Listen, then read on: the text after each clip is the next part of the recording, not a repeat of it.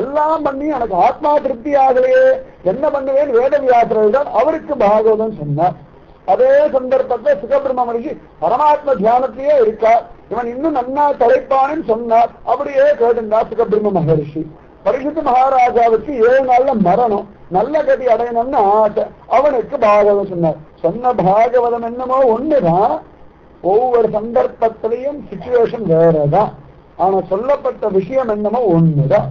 எல்லாரும் சொல்லுவாங்க என் வாழ்க்கையை போல உண்டோ, எல்லாம் அதே வாழ்க்கை தான். நாய்க்கு என்ன வாழ்க்கையோ, நரிக்கு என்ன வாழ்க்கையோ, சிங்கத்துக்கு என்ன வாழ்க்கையோ, கொசுவுக்கு என்ன வாழ்க்கையோ, அதே வாழ்க்கை தான். சரீரத்துல மாறுபாடு, அதுக்கும் பசிக்கிறது நமக்கும் பசிக்கிறது, அதுக்கும் தூக்கம் நமக்கும் தூக்கம், அதுக்கும் கிளப்பு நமக்கும் கிளப்பு, அதுக்கும் காமம் நமக்கும் காமம், அதுக்கும் பயம் நமக்கும் பயம், அதுக்கும் இரவு அதுக்கும் நமக்கும் இரவு, அதுக்கும் பகல் நமக்கும் பகல், அதுக்கும் சரணம் அதுக்கும் மரணம், நமக்கும் சரணம் நமக்கும் மரணம். வித்தியாசம் ஒன்றும் இல்லை. ஒண்ணுமே ஏபிசிடி தெரியாத எறும்பும் பசிச்சா சாப்பிட்டு தான் ஆகணும். எம்பிஏ படிச்சு தொலைச்சாலும் பசிச்சா சாப்பிட்டு தான் ஆகணும். எம்பிஏ படிச்சிருக்கேன் அதெல்லாம் ஒண்ணும் நடக்காது. கோடீஸ்வரனா இருந்தாலும் பசிச்சா சாப்பிட்டு தான் ஆகணும். ஒண்ணுமே இல்லாத காகம் ஊர் ஊரா அலையறதா இருந்தாலும் பசிச்சா சாப்பிட்டு தான். ஒண்ணும் பெருசு மனுஷ வாழ்க்கை வசதி எப்ப பக்தின்னு ஒண்ணு பண்ணா இல்லைன்னா ஒன்னும் வசதியே கிடையாது. அதனால வாழ்க்கை நிலைமை எதுவா இருந்தாலும் ஆனந்தம்ன்ற ஒரு அஸ்திவாரம் வேணும்னா பாகவதம் ஒண்ணுதான், வேற வழி கிடையாது, வேற கதி கிடையவே கிடையாது. இதுல சௌனகாதி முனிவர்கள் சத்திரயாகம் பண்ணிட்டு நைமிசாரண்யத்தை உட்கார்ந்து இருக்கா, அவளுக்கும் சூரிய பௌராணி இதே பாகவத சொன்ன. பாகவத ஒண்ணு வித்தியாசமே, அதே பாகவதம் தான். ஒவ்வொருத்தரும் ஒவ்வொரு காலத்துல இருக்கா. சில பேர் கிருத்தம், சில பேர் திரேதம், சொன்ன இடங்கள் வேறு மாறுதல். பகவான் பிரம்மாவுக்கு சொல்லும் போது பகவான் விராட் புருஷனா பிரம்மாண்டமா வியாபிச்சு கிடக்கிறா. பிரம்மா இட்னோண்டுக்கு கர்ப்பத்துல அந்த படமளத்துல உட்கார்ந்து இருக்கா. அவருக்கு பகவான் காட்சி கொடுத்து அகமேவா சமயவாதேன்னு சொன்னான். அதே பிரம்மலோகத்துல நாரத மகிழ்ச்சி பிரம்மா சொன்னார். அதே நாரத மகிழ்ச்சி வேதவியாசருக்கு சரஸ்வதி நதி தீரத்துல சொன்னார். அந்த விஷயத்தை வேதவியாசர் சுகபிரம்மத்துக்கு சொன்னார். சுகபிரம்மம் அதே பாகவத்தை கங்கை கவலை உட்கார்ந்து சொன்னார். அதே பாகவதத்தை சூர பௌராணிகர் நைமிசாரண்யத்தை சௌனகாதி முனிவர்களுக்கு சொன்னார். இப்படித்தான் விஷயம் என்னமோ ஒண்ணுதான். விஷயம் என்னமோ வாழ்க்கை ஆனந்தம். காலம் மாறுபட்டாலும் இடம் மாறுபட்டாலும் ஒரு 50 வருஷத்துக்கு முன்னாடி 500 வருஷத்துக்கு முன்னாடி தாத்தா பாட்டிகள் வாழ்ந்துட்டு இருந்தா, கட்ட வண்டியில போயிட்டு இருந்தா, அவளும் வாழ்ந்தா. நம்ம எல்லாம் பிளைட்ல போறோம், இன்டர்நெட்னு சொல்றோம், நம்மளும் வாழ்ந்துட்டு தான் இருக்கும். நம்ம காலத்துக்கு அப்புறம் இன்னும் வேகமா எல்லாம் போகும். அப்பொழுது குழந்தை வாழத்தான் போறது, அப்பொழுது பசி உண்டு, அப்பொழுது தாகம் உண்டு. அப்பொழுது அவளுக்கும் வாழ்க்கையை பத்தி பயம் இருந்தது. 500 வருஷத்துக்கு முன்னாடி அவளுக்கும் வாழ்க்கையை பத்தி ஒரு பயம் இருந்தது. குழந்தைய ஒழுங்கா வளர்க்கணுமே, சம்சாரம் இப்படி இருக்கே, கேவலமா பயம் இருக்கே, புத்தி இப்படி இருக்கே, ஏன் ஒன்னும் புரியல. அதே பயம், அதே குழப்பம், அதே ஆனந்தம், அதே தேடல், அதே தேவை, அதே பக்தி, அதே பகவான். இப்பொழுது அதே உண்டு. 500 வருஷமானாலும் இதே உண்டு. அஸ்திரங்கள் குறையலாம், புத்தி குறையலாம், ஆனா ஆனந்தத்துக்கான அஸ்திவாரம் மட்டும் ஒரு நாளும் மாறதே கிடையாது. இதுதான் பாகவதம் இன்னைக்கும் உசுரோட இருக்கு. கேட்க கேட்க கேட்க ஆச்சரியமா இருக்குன்னா சத்தியம். எந்த இடமா இருந்தாலும் சொன்னா இது எடுபடும். அதனாலதான் பாகவதம் அத்தனை வசக்தி. இதெல்லாம் பிரத்யட்சமா தெரியும். தெரியாத ஒரு பாகவதம் ஒன்று பிரத்யட்சமா தெரியாம விட்டுலருக்கு மைத்தேயர் சொன்ன ஒரு பாகவதம். முக்கியமா இதெல்லாம் உண்டு. இதுக்கு நடுநடுநடுவு அவாளுக்கு சொன்ன ஒரு பாகவதம் உண்டு. அத்தனை பக்தரை அனுபவிச்சிருக்கா, பகவத் தத்துவத்தை அனுபவிச்சுட்டே இருக்கா. அதனாலதான் பாகவதம் முடியறதில்லைன்னு தெரிகிறார்கள். இது முடியல. இது பாட்டுக்கு ஒவ்வொரு சத்கிஷன் ஒரு சத்குருவை கேட்கிறான், அந்த சத்குரு வியாக்கியானம் பண்ற இந்த சத்கிஷன் அனுபவிக்கிறான். ஸ்ரீமத் பாகவதம் அந்த மாதிரி வாவா சொன்னா அப்படின்னு அங்கங்க ஒரு கோடிட்டு காடு. எத்தனை சத்குரு எத்தனை சத்கிஷாளுக்கு சொன்னா காண கிடைக்கிறதே கிடையாது. அதே பாகவதத்தை நீமாயி சனாதன கோஸ்வாமிக்கு சொன்னார், சுவாமி ராமானுஜ அவா சிஷ்யருக்கு சொன்னார். எத்தனையோ இருக்கு, நிறைய உண்டு. வாஸ்தவிய பாவத்தில் இருக்கும்படியான புத்தி மார்க்கத்து வல்லவாசு அவர் சிஷ்யர்களுக்கு சொன்னார். பெரியாழ்வார் ஆண்டாளுக்கு சொன்னார். அதே பெரியாள் அதை படிச்சுதான் மாலாக்காரனுடைய விஷயத்தை படிச்சுதான் மாலை கைங்கரியம் ஒண்ணு பண்ண ஆரம்பிச்சார். பாகவதம் முடியவே இல்லை, முடியாது. சரீரம் முடிஞ்சு போயிடும், ஆயுசு முடிஞ்சு போயிடும், ஜன்மா முடிஞ்சு போயிடும். பாகவதம் முடியவே முடியாது. 7 நாள்ன்றது நமக்கு அனுபவிக்கிறதுக்காக சுருக்கமா இருக்க ஒழிய பாகவதம் முடியறதே இல்லை. என்ன பகவான் முடியறது இல்லையே. பகவானுக்கு முடிவு இருக்குன்னா பாகவதத்துக்கு முடிவு உண்டு. ஆகாசத்துக்கு முடிவில்லாத வரைக்கும் எல்லாம் உண்டு இல்லையா? அந்த மாதிரி பகவானுக்கு எல்லை இல்லை, அனந்தன். அந்த மாதிரி பாகவதம் அனந்தமயமானது. அந்த மாதிரி அந்த மைத்ரேயரிடத்துல வித்திரர் கேட்கிறார், பகவானுடைய ஜெகத் சிருஷ்டியை சொல்லுங்கோ, எப்படி ஜெகத் உற்பத்தி ஆச்சு? என்னமோ பூமின்றோம், என்னமோ தேசம், என்னமோ பாஷை, எத்தனையோ நாடுகள், கடல், குட்டி குட்டியா ஒரு தேசம், தீவுன்னு சொல்றோம், என்னென்னமோ ஒரு பேரு, எத்தனையோ கலாச்சாரம். ஆனா எல்லா மனுஷாளுக்கும் பதிக்கிறது, எல்லா மனுஷாளுக்கும் காமம் இருக்கு, எல்லா மனுஷாளுக்கும் பயம் இருக்கு, எல்லாருக்கும் வாழணும்னு ஆசையா இருக்கு, எல்லாருக்குமே மரணம்னா புரியாத புதிரா இருக்கு, எல்லாருக்குமே ஜனனம் ஏன் ஆச்சுன்னு தெரியல, ஏன் பைத்தியமா இருக்கான்னு தெரியல, ஏன் கண் இல்லாம இருக்கான்னு தெரியல, ஏன் மூல வளர்ச்சி இல்லாம இருக்கான்னு தெரியல, ஏன் அல்பாயுதல போறான்னு தெரியல, ஏன் கஷ்டப்படுறான்னு தெரியல, ஏன் சந்தோஷமா இருக்கான்னு தெரியல, ஏன் பூகம்பம் வந்ததுன்னு தெரியல, ஏன் சுனாமி வந்ததுன்னு தெரியல, ஏன் மழை பெய்யலன்னு தெரியல, ஏன் மழை கொட்டுறது தெரியல. இது உலகத்துக்கு பொதுவான விசித்திரமான கேள்விகள் ஓடிந்து கிடக்கிறது. அதுக்கு பதில் சனாதனமான இந்து தர்மத்துல மட்டும்தான். அதனால அந்த ஜெகத் சிருஷ்டி பகவான் எப்படி பண்றான் சொல்லுங்கோட அப்படின்னு ஆறாம் வித்திரர் மைத்ரேயரை பார்த்து கேட்டுட்டார். உடனே மைத்ரேயர் ஆனந்தமா சொல்றப்பா, நீ கேட்ட கேள்வி இதே கேள்விய முன்னாடியே ஆச்சரியமா சனகாதி முனிவர்கள் சங்கர்ஷ்ண பகவான கேட்டார். இப்படி போயிட்டு இருக்குது. அவர் சொன்னார் சங்கர்ஷ்ணமூர்த்தினா ஆதிசேஷன், 1000 தலையுடைய ஆதிசேஷனிடத்துல போய் இவ கைய கூப்பிண்டு சனகாதி முனிவர்கள் எல்லாம் கேட்கிறாளாம், சொல்லுங்கோளே. அதுவும் ஒரு பாதாள லோகத்துல இருந்துட்டு 1000 தலையில பூமியை தாங்கிட்டு இருக்காராம். அந்த 1000 தலைகள்ல ஆகாது அங்க வழி தலை ஆதின்னு ஆனந்தமா வாசுதேவ குண கீர்த்தனம் பண்றாராம். பூமி, அந்த பூமியில் இத்தனை தேசம், அத்தனை மனுஷா எவ்வளவோ இருக்கு, இத்தனையும் தாங்கிட்டு ஆயுதேசனே வாசுதேவ கீர்த்தனம் பண்றாருன்னா ஆத்துல இருக்க 4-5 பேரை வச்சு நாமஜபம் பண்ண முடியல. என்ன பண்றது? உதைக்க வேண்டாம் எதான கொண்டு 4 பேரோ 5 பேரோ, நமக்கு மிஞ்சி போனா 50 பேரோ தெரியும், இல்லாட்டி ஒரு 100 பேர், குறைஞ்சபட்சம் ஒரு 1000 பேர் தெரியுமா? நல்லா தெரிஞ்சுவா. உங்களை பார்த்து கிண்டல் பண்றது, உங்களை பார்த்து கோபப்படுறதும், உங்களை பார்த்து சீபோன்னு சொல்றது, உங்களை பார்த்து வாங்கணும் 1000 பேர் தெரியுமா? இந்த 1000 பேருக்கு ஒரு வாழ்க்கை, இந்த 1000 பேர் நினைச்சிட்டு ஒரு குழப்பம், இந்த 1000 பேருக்காக ஒரு புலம்பல். இதெல்லாம் பகவன் நாமஜபம் சொல்ல முடியலேன்னு ஒரு பணாத்தல் வேற கேவலமா. தலையை சம்பந்தம் இருக்க ஆதிதேசனே வாசுதேவ தியானம் பண்ணிட்டு இருக்காருன்னா மனச பகவான் இடத்துல கொடுத்திருக்காரு. வேறையும் தலைய பூமியை தலையில தூக்கி வச்சுக்கல, யாரையும் மனசுல தூக்கி வச்சுக்கல. நம்ம யாரையும் தலையில தூக்கி வச்சுக்கல, ஆனா மனசுல தூக்கி வச்சுட்டு இருக்கோம். சத்தியம் அதுதான், மனசுல தூக்கி வச்சுட்டு இருக்கோம். ஐயோ பள்ளியை பார்த்தா ஒரு மாதிரினா பள்ளியை கொண்டு மனசுல வச்சு நம்ம தலையில தூக்கி வச்சுட்டு பள்ளி இப்படி தூக்கி வச்சு அலையா நம்ம யாரும் பள்ளியையோ நாயையோ எப்படி பன்றியையோ நம்ம தலையில தூக்கி வச்சோம். அது பாட்டுக்கு இருக்கு, அது சாக்கடையில இருக்கு. ஐயோ சாக்கல்ல இருக்குன்னு கொண்டு மனசுக்குள்ள வச்சுட்டு இருக்காது. ஆனா அந்த பன்றியை பூமியை தூக்கிட்டு இருக்கு, அந்த பூமியை ஆகிய. ஆனா மனசுக்குள்ள வாசுதேவன் மட்டும்தான் இருக்கு. அதனால அவருக்கு ஆனந்தமா இருக்கு. மனசுல நீங்க தான் கொண்டு வச்சுக்கிறது, அது ஒண்ணு உங்க மனசுல ஏறல. பள்ளி வண்டியை கொண்டு மனசுல வச்சுக்கோ, ஏன் தபசு பண்றதா, ஏதாவது காதல் வார்த்தை பேசுறதா, கொசு ஏதானே கேட்கறதா, மனசுல அவ்வளவுதான். கொசு வந்துடுதா சரி அடிங்கோ, முடிஞ்சா இல்லையா விட்டுடுங்கோ, ஏதான குட் நைட் போடுங்க படுத்துனாலும் கொசு வருது மனசுல ஏற்றிக்க வேண்டிய அவசியம் இல்லை. மனசு ஏமாத்துறது. ஆனா ஆதிசேஷனுக்கு மனசு ஏமாத்தவே இல்லை. பகவான் இருக்கான், அவன் நடத்தின் இருக்கான், அவனுடைய விசித்திர கேள்வி எல்லாம். அதனால அந்த சங்கர்ஷ்ணமூர்த்தியின் இடத்துல அவர்கள் கேட்டார்கள். அவர்கள் ஆச்சரியமா சாந்தியாயனருக்கு சொன்னார். சாந்தியாயனர் பராசருக்கு சொன்னார். பராசரர் எனக்கு சொன்னார். அதை நான் உனக்கு சொல்றேன். அதை சுகபிரம்ம மகரிஷி பரிசுத்த மகாராஜாவுக்கு சொல்றேன். கொஞ்சம் புரியாம இருக்கும். ஆனா என்ன முக்கியமான விஷயம் என்னன்னா, இப்படி வந்துட்டே அதுக்கு சொல்லுவார். இந்த மாதிரி குரு பரம்பரையா சிஷ்ய பரம்பரையா இந்த பாகவதம் போயிட்டே இருக்கு. யாருமே நான் சொல்றேன் எனக்கு தான் தெரியும்னு சொல்றேன். இல்லப்பா அவ கேட்டிருக்காடா குழந்தை, அது எனக்கு தெரியும், அவ சொல்லியிருக்கா, அதை நான் உனக்கு சொல்றேன். இவ்வளவுதான்.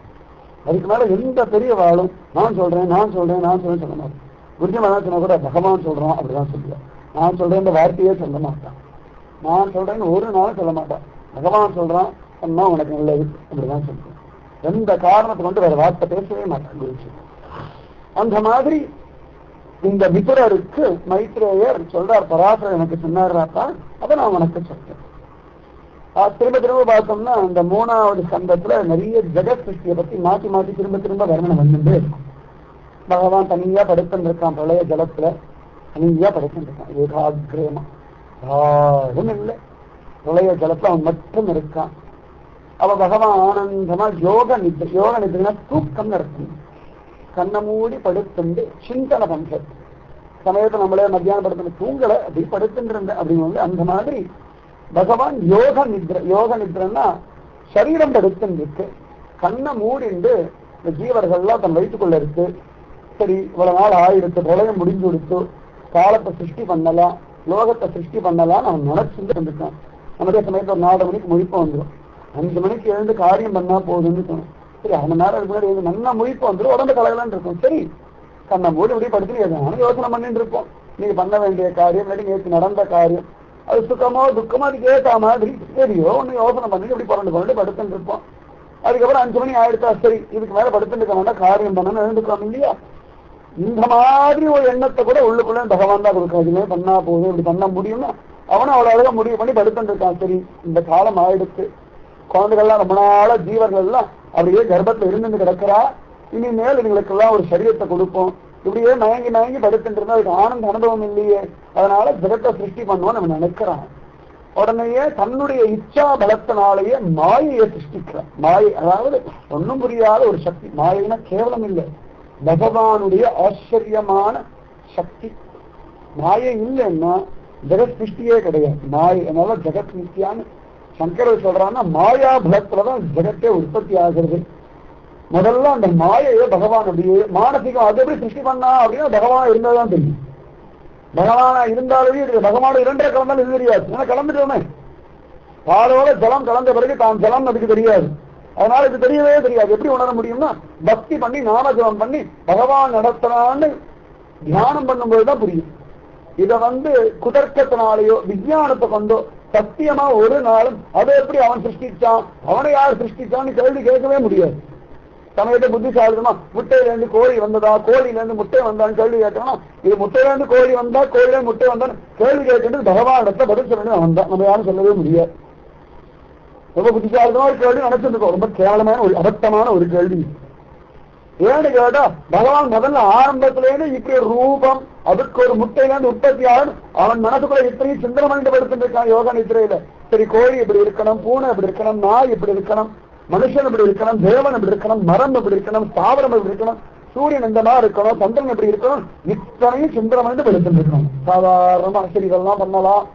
சூரியனுக்கு நல்லா தகிக்கிற ஒரு சக்தியை கொடுப்போம், சந்திரனுக்கு ஆகர்ஷணம் ஒரு சக்தியை கொடுப்போம், ஆகாசம்னு ஒண்ணு இருக்கணும், பூமின்னு ஒண்ணு இருக்கணும், கடல்னு ஒண்ணு இருக்கணும், நதின்னு ஒண்ணு இருக்கணும், காற்றுன்னு இப்படி இருக்கணும். எப்படி இந்த சரீரம் இருந்தா சரீரம் எப்படி எல்லாம் வாழும், என்னென்ன சரீரத்துக்கு என்னென்ன தேவை, மரமா இருந்தா ஜலம் தேவை, அந்த ஜலத்தை உரியத்துக்கு வேர் தேவை, அதுக்குள்ள நம்ம ஸ்பாலாம் சொல்றாங்க. அதெல்லாம் முதல்ல அழகா பார்த்தா மரங்களுக்குமே ஸ்பா இருக்கு, வேறையோ உரிய சொல்றேன்னு இத்தனையே சிந்தனை பண்ணிட்டு விலங்கா இருக்கா சரி எப்படி படைப்போம், சிங்கத்துக்கு இந்த பலம், மானுக்கு இந்த பலம், கோழிக்கு இந்த பலம், எறும்புக்கு இந்த பலம், யானைக்கு இந்த பலம், இந்த ஸ்திரீக்கு இந்த பலம், புருஷாளுக்கு இந்த பலம், இந்த சரீரத்துக்கு இந்த மாதிரி அங்க லட்சணங்கள், புருஷ இந்த மாதிரி அங்க லட்சணங்கள், நாய்க்குனா தன்மை நன்றி உடையதா இருக்கணும், யானைனா பெருசா இருக்கணும், எல்லாம் சிந்தனை பண்ணிட்டு படுத்துருக்கான். பெருசு நிஜமாவே யோசனை பண்ண ஆரம்பிச்சதுன்னா ஒன்னும் புரியாது.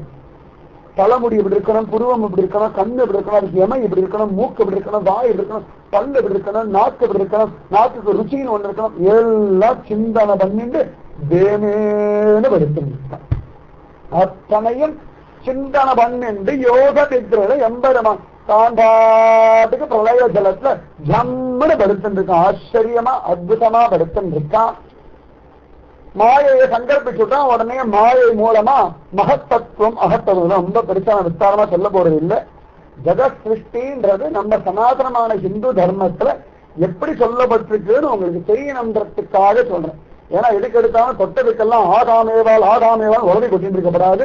நம்ம தர்மத்துல எப்படி சொல்லியிருக்கோ அந்த மாதிரிதான் ஜெகத் இருக்குன்னு நீங்க நம்ப. யாரு கேட்டாலும் ஆதாமேவால் முதல்ல இருந்தா ஆத்திர தின் மண்ணாங்கட்டி பண்ணி வச்சா அதுக்கப்புறம் ஜெகத் சிருஷ்டி ஆச்சு ஆண் கொண்டு வந்தா, அப்படி கிடையாது. எத்தனையோ இவ இப்ப சொல்லிட்டு இருக்கா, எத்தனையோ கோடி வருஷங்களுக்கு முன்னாடியே ஜெகத் சிருஷ்டியை பத்தி சரியா நம்ம சனாதனமான தர்மம் சொல்லி இருக்கு. இன்னி வரைக்கும் குழப்பம் இல்லாம தெளிவா இருக்கு. அவள் சொல்றதுல அவள்ல இருந்து பிரிஞ்ச ஒரு கூட்டமே இது தப்புன்னு சொல்லிட்டு இருக்கு. இந்த கிறிஸ்தவர்களே பிரிஞ்ச ஒரு கூட்டம் தான் முகமதியர்கள். அவளே இது தப்பு இது சரி, அவளே இன்னொரு பிரச்சனை ஓடிந்து கிடக்கு. சனாதனமான தர்மம் யாரு கூடயும் பிரச்சனை பண்றதே இல்லை, உள்ளது அப்படியே சொல்லு. சனாதனமான தர்மத்துடையதான விஷயத்தை சொல்றதா சொல்றது ரொம்ப விஸ்தாரமா நம்ம ஜெகத் பத்தி சொல்ல போறதில்லை. பகவான் தன் மாயையை சங்கல்பிக்கின்றான். மாயையிலிருந்து மகத்தத்துவம் வந்தது. மகத்தத்துவம் ஒரு தத்துவம், ஒரு பலம். கண்ணு பார்க்கறதுன்னு ஒரு பலம் சொல்லு. இது என்னது பார்க்கறது, என்ன பலம் வர்ணிக்க முடியுமா? முடியாது. அந்த மாதிரி மகத்தத்துவம்னு ஒரு பலம். அதுல இருந்து அகத்தத்துவம்னு ஒண்ணு வந்தது. அந்த அகத்தத்துவம் சாத்வீகம், ராஜசம், தாமசம்னு மூணா தெரிஞ்சது. சாத்வீகத்திலிருந்து மனசு தேவர்கள் எல்லாம் சிருஷ்டி ஆனா, அதன் பிறகு ராஜசத்திலிருந்து ஆச்சரியமா மற்ற விஷயங்கள் சிருஷ்டிச்சா. தாமசத்திலிருந்து ராஜசத்திலிருந்து நம்முடைய கர்மேந்திரியங்கள், ஞானேந்திரியங்கள், கண்ணுக்கு பார்க்கிற சக்தி, காதுக்கு கேட்கிற சக்தி, கைக்கு காரியம் பண்ணக்கூடிய சக்தி, வாய்க்கு பேசக்கூடிய சக்தி, நாட்டுக்கு ருச்சிக்கக்கூடிய சக்தின்னு இருக்க அந்த இந்திரியங்கள் அதற்குரியதான அதிஷ்டான தேவதைகள். இதுக்குன்னு ஒரு பலம் இருக்குவா சொல்றா இல்லையா? உடம்புல கால்சியம் குறைஞ்சு இருக்கு, எலும்பு வீக்கா இருக்கு. அதாவது எலும்புக்கு கால்சியம் ஒரு பலம்ன்ற மாதிரி அது அதிதேவதைன்னு அதுதான் அர்த்தம். எலும்பு இருக்குன்னா கால்சியம் ஒரு சக்தி இருந்தா எலும்பு நன்னா இருக்கும். உங்களுக்கு கால்சியம் நசத்து ரொம்ப குறைஞ்சு போயிடுது, அதனால எலும்பு உடையதுன்னு சொல்லுவாங்க இல்லையா? அந்த மாதிரி எலும்புக்கு கால்சியம் அதிதேவதை மாதிரி எடுத்துக்கணும். ஒவ்வொன்றுத்துக்கு புரோட்டீன் சத்து குறைஞ்சு போயிடுத்து, கொழுப்பு அதிகமா எடுத்துக்கு, பாக்டீரியா சர்ப்பம்ல, அதனால சுகர் ஜாஸ்தியா எடுத்துனால இதுக்கு அது அதிதேவதை. அதான் அஸ்திவாரம். எது அஸ்திவாரமோ அது அதிதேவதைன்னு சொல்லுவான். கண்ணுக்கு பார்க்கிற சக்தின்னு இருக்கு. அந்த மாதிரி ஒவ்வொன்றுத்துக்கும் அதிதேவதை அப்படின்னு சொல்றான். காதுடைய செவிப்பறை பலமா இல்ல, அதனால காது கேட்க முடியல. வாய் ஒழுங்கா இல்ல, அதனால பேச முடியல. மூக்குல அடப்பு வந்துடுது, அதனால மூச்சு. ஒவ்வொன்றுக்கும் ஒரு அஸ்திவாரம் இருக்கணும். அந்த மாதிரி ஒவ்வொன்றுக்கும் அதிதேவதைன்னு ஒண்ணு உண்டு. கர்மேந்திரியங்கள், ஞானேந்திரியங்கள், அதற்குரியதான அதிதேவதைகள் எல்லாம் ராஜச அகத்தத்துவத்திலேருந்து உற்பத்தி ஆகும். அதுக்கப்புறமா தாமச அகத்தத்துவத்திலேருந்து ஆச்சரியமா பஞ்சபூதங்கள் உற்பத்தி ஆச்சு. எல்லாம் விஞ்ஞானம், எல்லாம் உற்பத்தி ஆயாச்சு, எல்லாம் இருந்தது. ஆனாலும் ஜகத்து புருஷ ஆனந்தமா எல்லாரும் அனுபவிக்கும்படியா ஒண்ணும் பண்ண முடியல. அவ எல்லாம் கைய கூப்பிட்டு பகவான பிரார்த்தனை பண்றது, பகவானே எங்களால ஒண்ணும் பண்ண முடியல, நீ கிருபை பண்ணாலே எங்களால ஒரு காரியத்தை சாதிக்க முடியாது. அதாவது கண் சக்தி தனியா இருக்கு, செவியோட சக்தி தனியா இருக்கு, நாக்குடைய சக்தி தனியா இருக்கு, உடம்போட சக்தி தனியா இருக்கு, நடக்கிற சக்தி தனியா இருக்கு, கையோட சக்தி தனியா இருக்கு. இது எல்லாம் ஒன்னா சேர்ந்து நடந்தாதான் இது மனுஷன். கை வேலை செய்யல, கை வளங்கல அப்படின்னா இந்த சக்தி இல்லை இல்லையா? எல்லா சக்தியும் தனித்தனியா இருந்தா பிரயோஜனம் இல்லை. இது எல்லாம் ஒன்னா சேர்ந்து பிரவர்த்திக்கணும். அதுக்கு அதுகளுக்கு பலம் இல்லை. கைக்கு எடுக்கிறதுக்கு பலம் உண்டு, ஆனா இது சரீரத்தோட சேர்ந்தா வருது. கையை வெட்டி வச்சுட்டோம்னா தனியா மூவ் ஆகாது, தனியா அப்படி பிடிக்காது. இதோட இது சேர்ந்தாதான் இது ஒரு சேரணுமே. இதுக்கு எடுக்கிற சக்தி இருக்கு, இதுக்கு நடக்க முடியும், இதுக்கு பார்க்க முடியும், இதுக்கு கேட்க முடியும். இது ஒன்னோட சம்பந்தமே இல்லாம இருக்கு. இது எல்லாத்தையும் ஒன்னா சேர்க்கணும்னா முடியுமா? காய்கறி தனியா இருக்கு, பாத்திரம் தனியா இருக்கு, கேஸ் அடுப்பு தனியா இருக்கு, உப்பு தனியா இருக்கு, அரிசி தனியா இருக்கு. எல்லாத்தையும் ஒன்னா போடுறது ஒரு மனுஷன் ஒண்ணு வந்து எல்லாத்தையும் போடுற சமையல் ஆகிறோம். அந்த மாதிரி இதெல்லாம் தனித்தனியா இருந்து ஒண்ணும் பண்ண முடியாது. பகவத் சக்தி வந்தா எல்லாம் ஒன்னா சேர்க்கு. இதுதான் தனித்தனியா இருக்கிற வஸ்துக்களை ஒன்னா சேர்க்கிறது. பஞ்சு தனியா இருக்கு, அது உற்பத்தி பண்ண நூலா உற்பத்தி பண்ணக்கூடிய எந்திரம் தனியா இருக்கு, ஒன்னும் பிரயோஜனம் இல்லை. அந்த பஞ்சை எடுத்து நூலா மாற்றி அதை நெஞ்சு அது அழகா ஒரு வஸ்திரமா பண்றதுக்கு ஒரு மனுஷன் வேணும் இல்லையா? சேராததெல்லாம் ஒண்ணு சேர்த்து ஒண்ணு பண்றதுக்கு ஒரு மனுஷன் வேணும். தங்கம் தனியா தான் இருக்கு, கோடாடி தனியா இருக்கு, பூமி இருக்கு, ஆனா அது உடைக்கிறதுக்கும் நோன்றதுக்கு ஒரு மனுஷன் வேணும். தங்கத்தை எடுக்கணும், பிரிக்கணும், அதை பொற்கொள்ளனா பண்றதுக்கு தங்கம் ஆபரணமா பண்ற மனுஷன் வேணும் இல்லையா? அந்த மாதிரி எல்லாம் தனித்தனியா இருந்தாலும் அதனுடையதான சக்தி பிரயோஜனம் இல்லை. பகவானுடைய சக்தி இருந்தாத்தான் இது எல்லாமே நடக்கும், இல்லைன்னா நடக்கும். அந்த மாதிரி எல்லாம் தனித்தனியா வந்துடுத்து சிருஷ்டிக்க முடியல, தங்களுக்கு பலம் இல்லைன்னு தெரிஞ்சு கொடுத்தா பகவான ஸ்தோத்திரம் பண்ணி. அது எப்படி பகவான் எப்படி அதுக்கெல்லாம் ஸ்தோத்திரம் பண்ணும்? கை வலிக்கிறது, இந்த வலி போனாது கை எங்கிறதோ தனியா தான் எங்கிறது. ஐயோ வலிக்கிறது, இந்த இடத்துல இந்த வலி சரியா போயிடுச்சுன்னா தேவைன்னு புத்தி ஏங்கல, இந்த வலி என்னால முடியல, ஏன்னா இந்த இடத்துல வலிக்கிறது, இந்த வலி இங்கேருந்து போயிட்டா தேவையான்னு கை ஏங்கிறது. நமக்கு அது புத்தியில உரைக்கிறதோ, கை வலிக்கிறதுன்னு புத்தியில உரைக்கிறது. நான் சொல்றது புரியலைன்னா கூட அப்புறம் சிந்தனை பண்ணி பாருங்க, கொஞ்சம் விஸ்தாரமா சொல்ல முடியல, வேகமா தான் சொல்லிட்டு போயிருக்கு. இந்த வலி அஞ்சு இந்த வலி இங்கே போயிடுமா, அப்பாடா கை வலி போயிடுறா, கழுத்து வலி வந்துடுமா, கழுத்து வலிக்கிறது, இந்த வலி போயிட்டு தனியா ஏங்கிறது. ஆனா அது போகக்கூடிய சக்தி இல்லை. அந்த மாதிரி எல்லாம் தனித்தனியா இருக்கு. பரமாத்மாவுடைய சங்கல்பம் வரும்பொழுது எல்லாம் ஒண்ணு சேர்ந்து ஜோர பிரபஞ்ச சிருஷ்டி ஆகிறது. அந்த பிரபஞ்சத்திலேருந்து அவ்வளவு அழகா எல்லாம் சிருஷ்டி ஆகிடுத்து. அதன் பிறகு சதுர்முக பிரம்மாவை கொண்டு பகவான் ஒவ்வொருத்தரையா இப்படி படைக்கணும், அப்படி படைக்கணும், அப்படி படைக்கணும்னு எல்லாம் ஏற்கனவே தயார் பண்ணி வச்சிருக்கான். பிரம்மாவை கொண்டு சிருஷ்டி பண்ற மாதிரி பண்றான். ஆச்சரியமா எப்படி ஒரு பெரிய மேனேஜர் இருக்கார், மேனேஜிங் டைரக்டர் இருக்காருன்னா கம்பெனி வேண்டிய எல்லாம் தயார் பண்ணிட்டு இதெல்லாம் அப்படி பண்ணணும், அதெல்லாம் அப்படி பண்ண எல்லாம் முடிவு பண்ணிட்டு அதுக்கப்புறம் ஒவ்வொரு வேலைக்கு ஒரு ஆளை கூப்பிட்டு உட்கார வச்சுட்டு இந்த வேலையை நீ பண்ண உனக்கு இவ்வளவு சம்பளம் தரேன், இந்த வேலையை நீ பண்ண உனக்கு இந்த மாதிரி ஃபெசிலிட்டி தான் தரேன்னு சொல்ற மாதிரி எல்லா செட்டப்பும் ஏற்கனவே பண்ணி வச்சாச்சு. கம்பெனினா இது இவ்வளவு ப்ரொடக்ஷன் பண்ணணும், இவ்வளவு தூரம் சேல்ஸ் பண்ணணும், இவ்வளவு பணம் வரும், இவ்வளவு லாபம் சம்பாதிக்கணும், இதுதான் கம்பெனியுடைய டார்கெட், இதுதான் கம்பெனியுடைய லட்சியம், இதெல்லாம் பண்ண போறோம், வேற எதுவும் பண்ண போறது இல்லைன்னு முடிவு பண்ண பிறகு எல்லாம் செட் பண்ணி வச்சுட்டு ஒவ்வொருத்தரையா பிடிச்சி இந்த வேலையை நீ பண்ணு, உனக்கு இவ்வளவு சம்பளம், இந்த வேலை நீ பண்ண ஏற்றியும் நான் இங்க இருக்கியா, உனக்கு இந்த மாதிரி வேலைகள் இதெல்லாம் பண்ணா உனக்கு எவ்வளவு சம்பளம், நீ மேனேஜரா இருந்தா இந்த சம்பளம், கிளர்க்கா இருந்தா சம்பளம்னு சொல்லி ஒவ்வொருத்தரையா கூப்பிட்டு உட்கார வச்சுட்டு தன்னுடைய இஷ்டப்படி இந்த கம்பெனி நடத்துறதுக்கு ஏற்ற மாதிரி தகுதியான ஆட்களை பிடிச்சு உட்கார வச்சு அந்த காரியங்களை சாதிக்கிறா போல பகவானும் எல்லாத்தையும் அவன் தயார் பண்ணி வச்சுட்டு பிரம்மதேவனை கொண்டு பண்ற மாதிரி பண்றான். அந்த மாதிரி அவ்வளவு அழகா ஜெகத் உற்பத்தி ஆகிறது. அதுல முதல்ல ஒவ்வொன்னா சொல்றார், சில முக்கியமான பழக்கமான சில விஷயங்கள் மட்டும் சொல்றேன். ஜெகத்துல முதல்ல ஆகாசம் மட்டும் இருக்கு. பகவான் பார்த்த மாத்திரத்தையே ஆகாசம் உற்பத்தி ஆகுது. அவன் எப்படி எல்லை இல்லாமல் இருக்கானோ அந்த மாதிரி இந்த ஆகாசமும் எல்லை இல்லாமல் இருக்கு. அந்த ஆகாசம் அதுல ஒண்ணும் கிடையாது. ஆகாசத்துக்கு ஒரே ஒரு குணம் சப்தம், வேற ஒண்ணுமே கிடையாது. இடி இடிக்கிறது எங்கேருந்து வருதுன்னா ஆகாசத்துலேருந்து வருது. ஆகாசத்துக்கு ரூபம் எல்லாம் கிடையவே கிடையாது.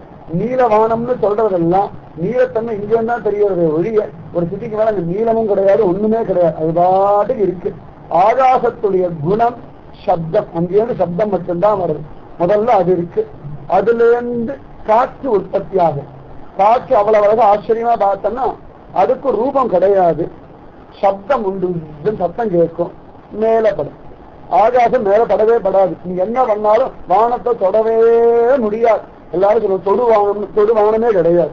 கண்ணுக்கு பூமியும் ஆகாசமும் தொடரா மாதிரி இருக்கிறதுனால தொடுவானம்னு பேரே ஒழிய எந்த காரணத்தை கொண்டும் யாரும் ஆகாசத்தை தொடவே முடியாது. ஒரு இடம் அவ்வளவுதான் வெற்றிடம், பெருசா பிரம்மாண்டமா ஸ்பேஸ்னு சொல்லுவா.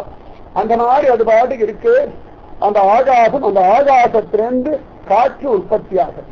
காற்றுக்கு சப்தம் உண்டு, மேலப்படக்கூடிய தன்மை உண்டு, ஸ்பர்சம்னு சொல்லுவான். இதுதான்.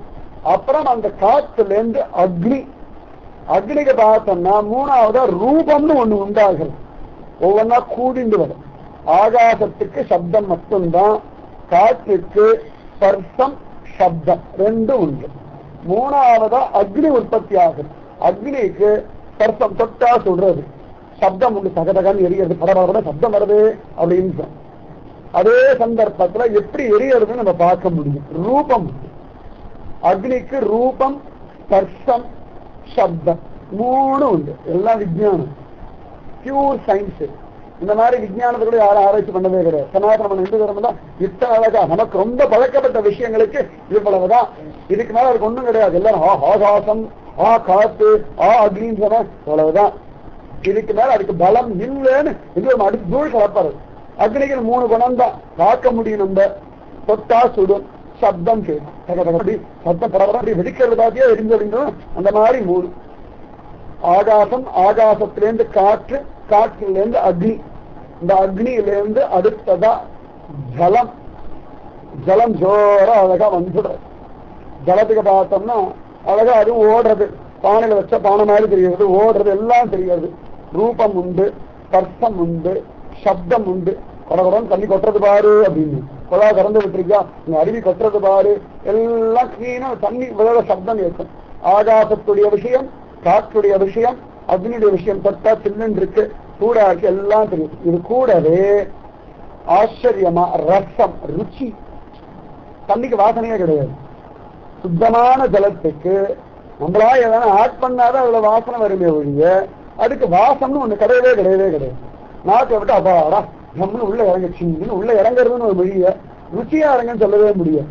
இது ஜலத்துடைய குணம். ஆகாசம், ஆகாசத்திலிருந்து காத்து, காத்திலிருந்து அக்னி, அக்னியிலிருந்து ஜலம், இந்த ஜலத்திலிருந்து பிருத்வி பூமி.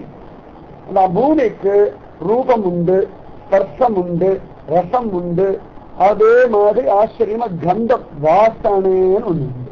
ஜலத்துக்கு வாசனை கிடையாது, சுத்தமான ஜலத்துக்கு ஒரு ஸ்மெல்லும் கிடையவே கிடையாது. பூமியா மழை பெஞ்சு அப்பா மண் வாசனை குப்புன்னு வருதுன்னு சொல்லாமே, அந்த மாதிரி தண்ணி கொட்டுறது வாசனை வருதான்னு சொல்ல மாட்டோம். தண்ணி கொட்டுறது சில்லு மேல விழுந்துடுத்து, பிளட் வந்துடுத்தா மேல தண்ணி தண்ணி வந்துடும் தெரியாது, தண்ணி வருது வாசனை சொல்லவே முடியாது. ஆனா பூமிக்கு வாசம் உண்டு. இந்த மாதிரி ஆகாசம், அதுக்கப்புறம் காற்று, அதுக்கப்புறம் அங்கேருந்து அக்னி, அதுல இருந்து ஜலம், அதுல இருந்து பூமி, இப்படித்தான் உற்பத்தி ஆகிறது. இந்த பஞ்சபூதங்களை சொல்றாங்க இல்லையா, இந்த பஞ்சபூதங்களை கொண்டுதான் சரீரம் இருக்கு. நாக்குக்கு ருச்சி மட்டும்தான் உண்டு, மூக்குக்கு அந்த வாசனை மட்டும்தான் தெரியும், காதுக்கு கேட்க மட்டும்தான் முடியும், கண்ணுக்கு பார்க்க மட்டும்தான் முடியும். அந்த மாதிரி ஒவ்வொரு அவயவங்களுமே ஆகாசத்துடைய தன்மை, அதே மாதிரி பூமியுடைய தன்மை, மூக்குக்கு அந்த மாதிரி ஒவ்வொன்றா சொல்றோம். ஜோர வாசம் பூமி மூக்குடைய தன்மை, அந்த மாதிரி ஒவ்வொரு இந்திரியத்துக்கும் இந்த மாதிரி தன்மை. அதனாலதான் பஞ்ச பௌதீக சரீரம். இவ்வளவுதான். இந்த 5 பூதங்களை ஒன்னா சேர்த்து வச்சு ஒரு மாதிரி டிசைன் பண்ணா அதுதான் சரீரம் அப்படின்னு சொல்லி இந்த மாதிரி அவ்வளவு அழகா அந்த மாதிரி எல்லாம் பண்றார். அதுக்கப்புறமா இந்த பிரம்மதேவர் பகவத் தியானத்தினால ஒவ்வொருத்தரையா சிருஷ்டி பண்றார். தேவர்கள், கிங்கரர்கள், கந்தர்வர்கள் ஒவ்வொருத்தரையா சிருஷ்டி பண்றார்.